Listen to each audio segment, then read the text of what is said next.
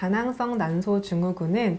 이게 한 가지 특정 원인에 의해 생기는 그런 질환이 아니라 다양한 환경적인 인자와 그리고 유전적인 인자까지 같이 상호작용을 하여 복합적으로 생길 수 있는 내분비 질환입니다. 그래서 이것의 특징이 우선 고안드로겐층이라고 해서 그 남성 호르몬이 증가됐을 때 대표적으로 생길 수 있는 증상인 여드름이 많다라든지 아니면 다모증, 털이 많은 다모증, 그리고 남성형 탈모 이런 식으로 좀 그런 증상들이 생길 수 있고, 그거랑 또 가장 많이 생기는 것 중에 하나가 생리랑 관련돼서 만성 무배란증 아니면 희발월경, 그러니까 생리에 뭔가 이상이 있는 그런 불규칙한 월경의 형태로 나타나는 그런 질환이고, 또 추가적으로 그런 인슐린이라고 혹시 들어보셨나요? 그 당뇨병에 관련이 있는 그런 인슐린이라는 호르몬이 있는데 거기에도 뭔가 작용 이상이 생길 수 있는 그런 질환이라고 생각하시면 됩니다. 방금 말했던 그 세 가지 특징 중에 그 만성 무배란증 혹은 희발월경, 그렇게 배란이 뭔가 잘 안 되는 질환이기 때문에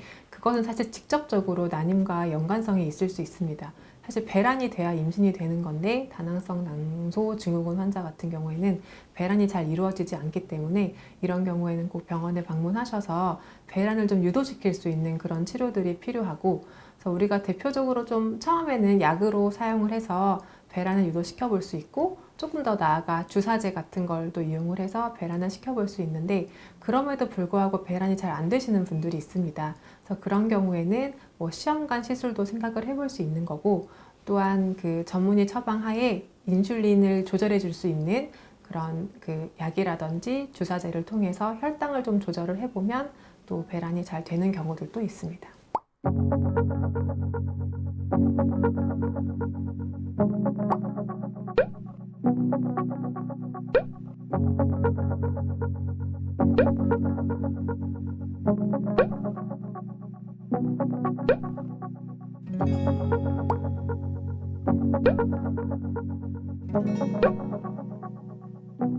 네, 자궁근종은 말 그대로 자궁에 생기는 혹을 말합니다. 그래서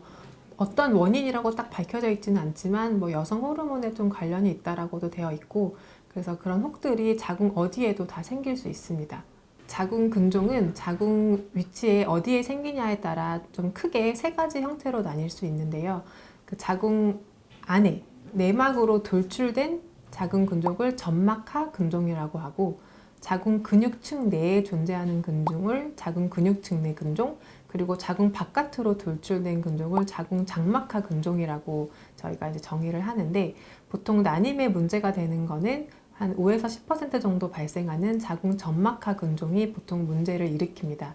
이것은 자궁 안으로 근종이 돌출되어 있다 보니 자궁강을 변화시키고, 그래서 착상을 또 방해시킬 수 있고, 또 초기의 유산이나 뭐 이런 것들과도 관련이 있다라고 되어 있습니다. 임신과 직접적인 관련성이 있을 수 있는 자궁 점막하 근종 같은 경우에는 만약에 이것이 난임의 원인이라고 판단이 좀 강력하게 될 경우에는 수술적인 제거를 고려해 볼 수 있고, 만약에 수술을 한다면